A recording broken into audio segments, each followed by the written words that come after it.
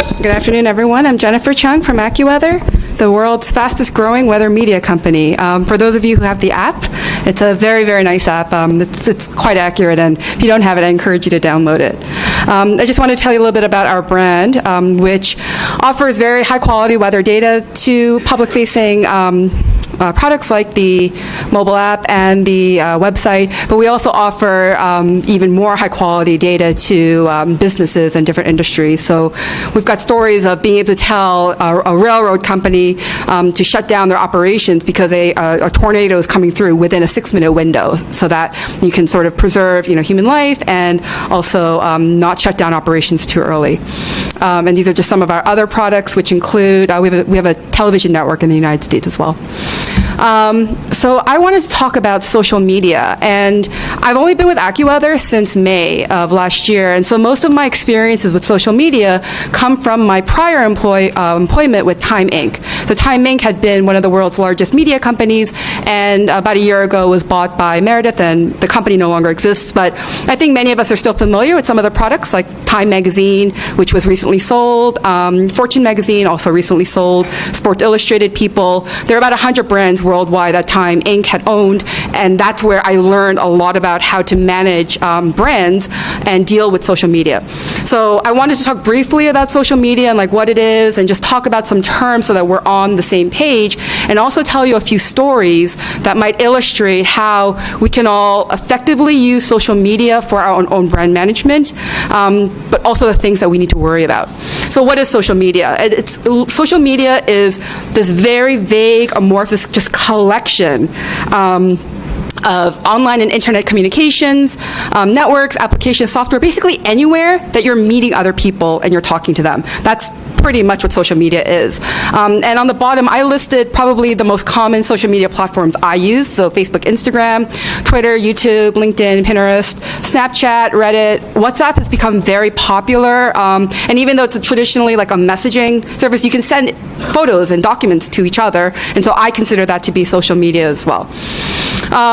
So for those who are not as comfortable with social media, I found this really fun picture on the internet, and it shows like what the world was like before social media, right? And it just tells you that everything we're talking about on social media, it's the same as it's been our entire human existence, right? Any way you can communicate with another human being, that's what social media has been, but now it's on the internet. And so with that, and this is just AccuWeather on social media, so we've got the Facebook page and you've got that's a verified user.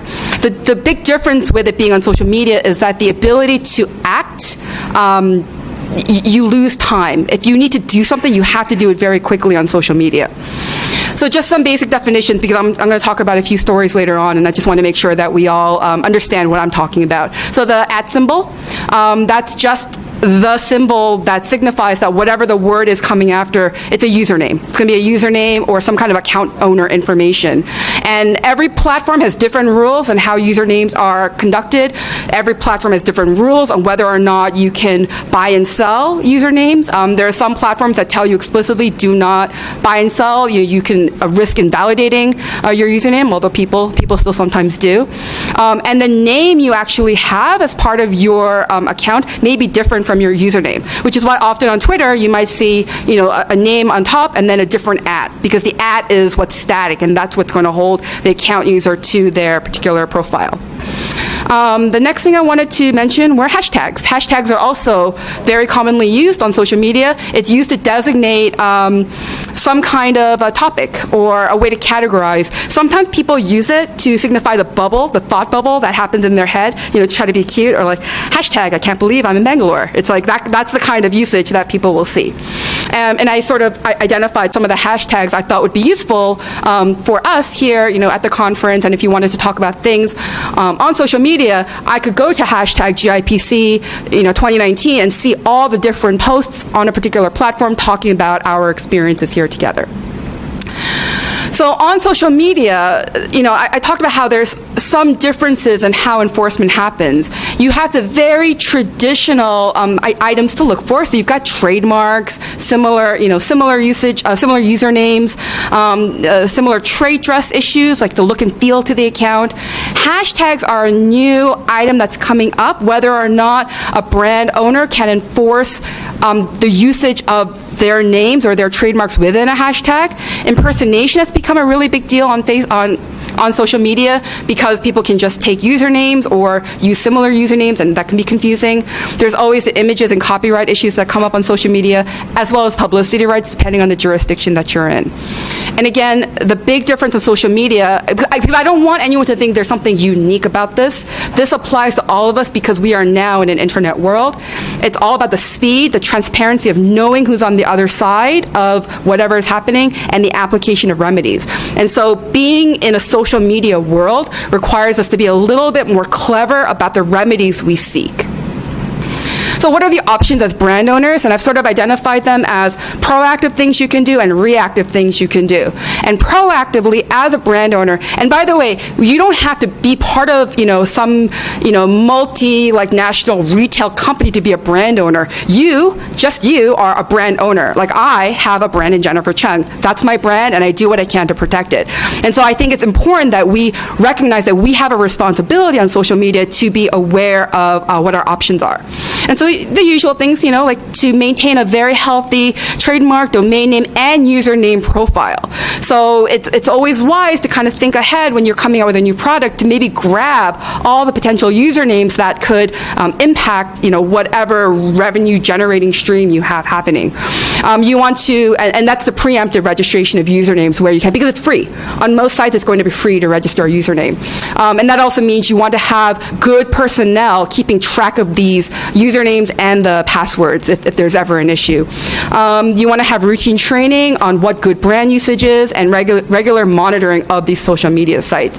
And so when I was at Time Inc., we would have summer interns routinely go and take one of our house brands and just go through Pinterest and Instagram and Facebook and LinkedIn and just look to see what whether people were using our brands and our images, and we would just do sweeps every summer. And that's just a nice way to control how your brand is being used. And reactively, when you think that your brand might be impacted, you might sometimes you may be tempted to do direct outreach to the account user on the other end. My experiences have not been good in that way because people who maliciously use my company's brand are waiting for that contact so that they can make some communication go viral, right? So if I contact them to say, hey, I'm the lawyer from Time Inc., and you're using my brand inappropriately, oh no, we need a plug. Is there a plug? I always worry that screenshots of that will somehow get plastered all over abovethetelaw.com or something like that. There's also marketing opportunities you might want to think about, and I'll show you an example of that, where you may see an infringing use of your brand, but then maybe you can turn it around into free marketing. And then also take advantage of the social media platforms, terms of use and takedown policies, and be comfortable with it. I love coming to these events because I like to meet the people who are working for these platforms. I like to make friends there because I do think having a direct human contact can help to expedite some of the problems. And then there's always adversarial actions depending on what jurisdiction you're in. And so just basically, what's a trademark? Almost in every jurisdiction, it's going to be some mark or logo or symbol that's going to designate source, right? It's, for the most part, in every jurisdiction we're in, that's basically about the same. But here's a trivia. In the U.S., the USPTO recently granted a smell trademark for the first time. Does anyone know what that is? It's for the Play-Doh toy. I don't know if anyone's ever played with that. It's got a very distinct smell, but they got their first scent trademark, which I think that's kind of neat. Okay, so general considerations for trademark risk. And this is not just a legal checklist, but just generally, from a brand owner's perspective, always want to consider the strength of the mark, the likelihood of confusion by consumers, and those third-party relationships, right? So if you are a brand owner thinking about coming out with a new product line, these are kind of the general considerations you might have, right? Okay, so the what to do's, like what do you do if someone's got my username already? And I would ask the questions like, did you already register it? Do you think you might have been hacked? But if you're not yet registered, do you think there might be an impersonation thing happening? But also check the characters. I had a situation where People Magazine wanted me to get back the @People account on Twitter, and for some weird reason, there were two @Peoples floating around, and we could not figure out how that was possible because these usernames are unique. And it took about 2 weeks before one of our design guys said, that L is not an L, it's a 1.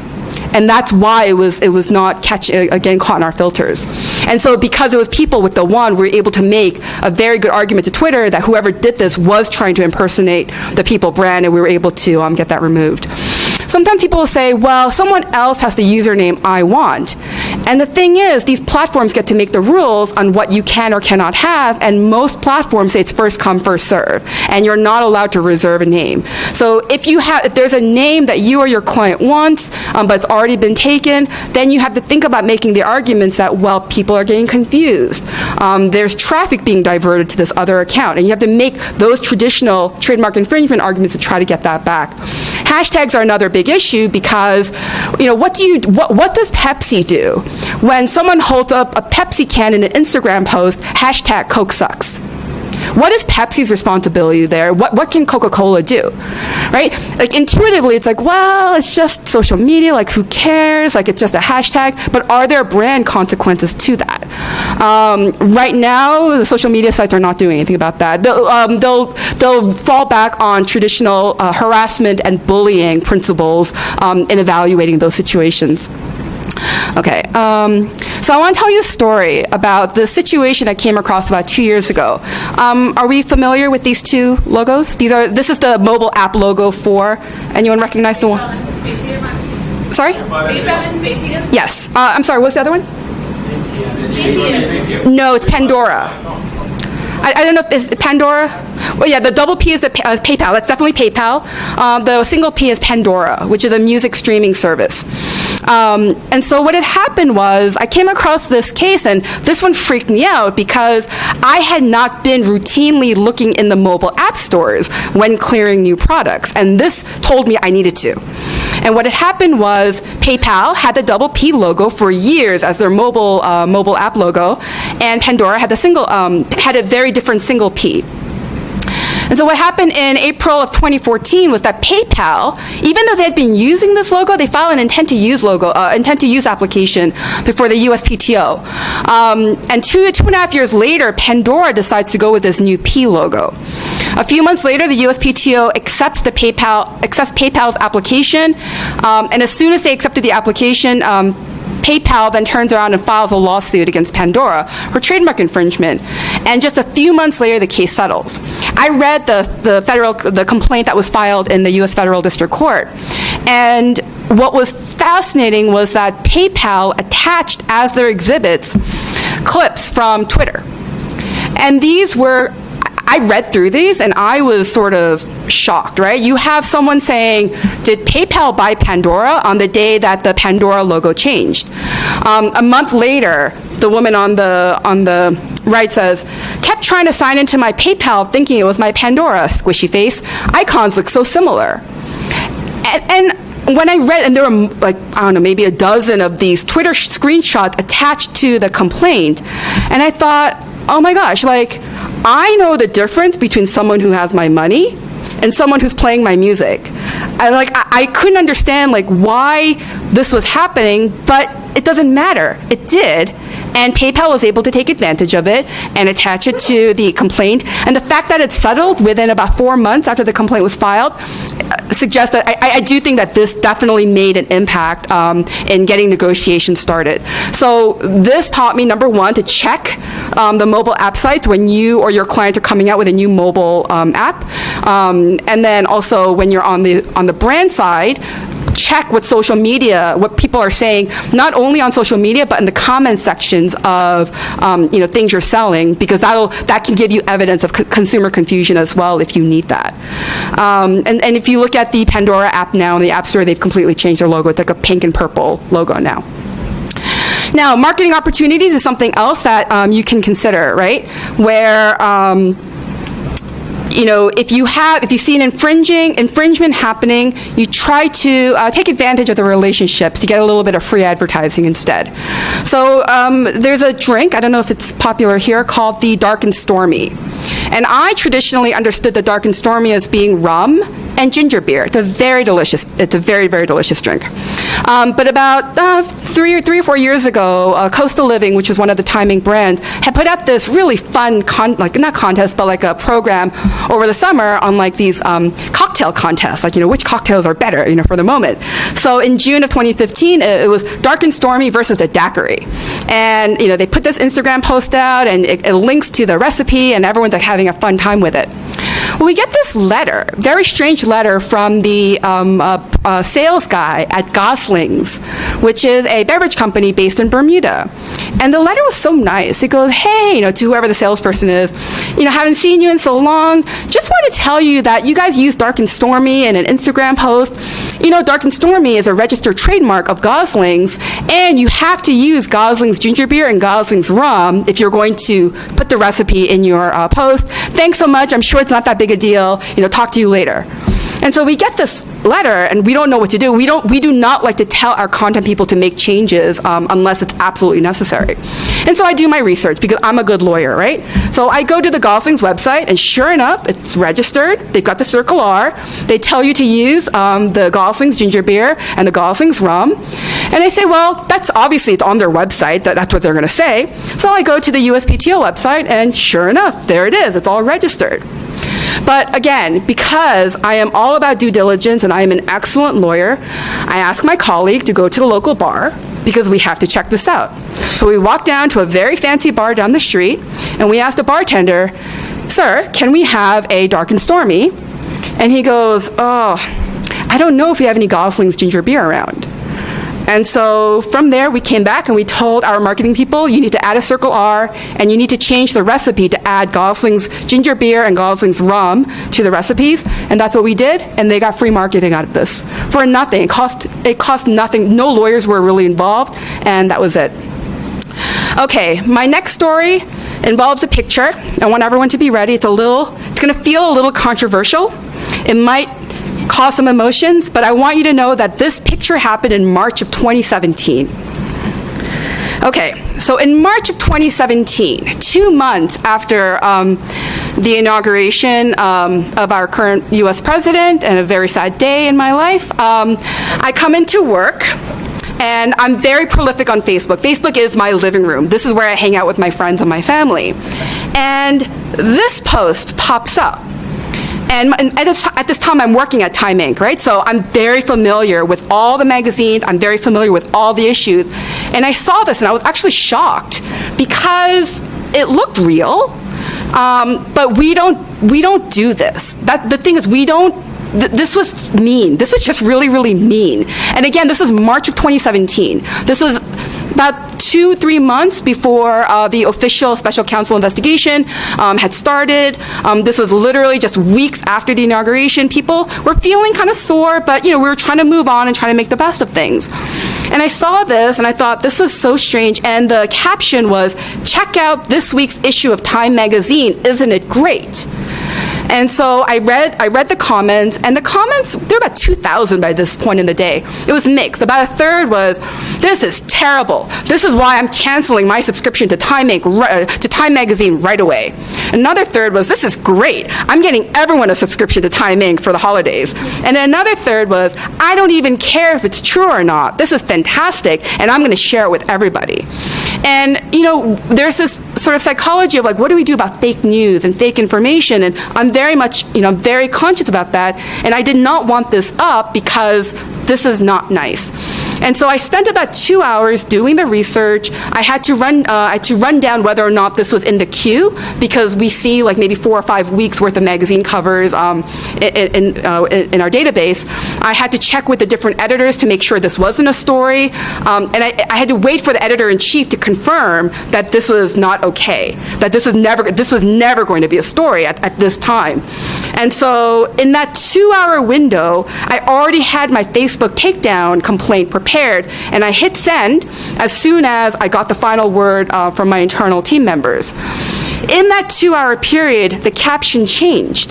The original poster had edited the caption and said, "I know this is not this week's cover, but isn't it great?" And that's it. And so by the time Facebook got my complaint, they said there was no trademark issue here. They said that this was considered to be a First Amendment, just copyright, not even a copyright issue, it's just a First Amendment free speech issue. They were not going to take it down. And so internally, we spent a lot of time debating, what do we do? Should we do more? And I spent a lot of time with my Facebook contact kind of battling this. We must have gone back and forth for a few hours. And ultimately, we were like, you know what? If we blink, it'll be gone from the internet. And it's, I haven't come across it. So please don't post this online. Okay. And so you should know where the policies are. So on Facebook, it's on Facebook and Instagram, it's fairly straightforward. You should know all of your registrations. You should I used to keep an Excel spreadsheet so I can just cut and paste. And you want to add all the jurisdictions where you have marks, because some of these platforms will only shut down the offending use in those jurisdictions, not around the world.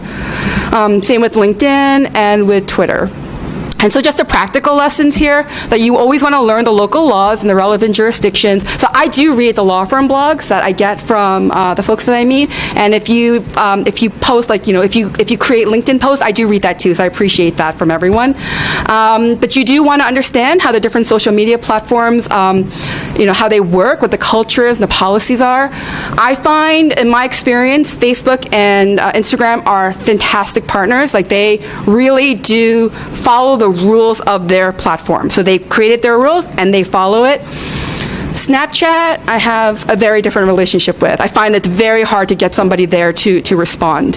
You always want to work with your internal clients and your business partners on what the marketing approach is going to be, including maybe routinely registering usernames when you've got a new product coming out.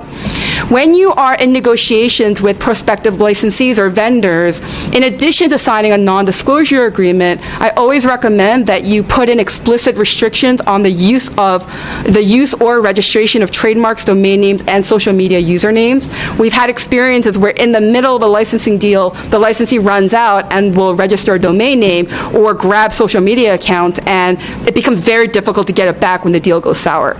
And for anyone involved in M&A deals, particularly M&A deals that involve IP assets, I strongly recommend you call out usernames, social media usernames in the documents along with trademarks, patent numbers, and domain names, because no one ever thinks about the social media accounts, and by the time the assets are sold, or the company is sold, or the company dissolves, you try to figure out who your social media account person was, you're never going to find him or her, because that person is long gone in another company, and even if they had the passwords, they're not going to remember to give you anything. So I always recommend that you call everything out, especially if you or your client rely on those social media accounts as part of your brand management. And download the AccuWeather app. It's fantastic. And that's it. Thank you, Jennifer. It was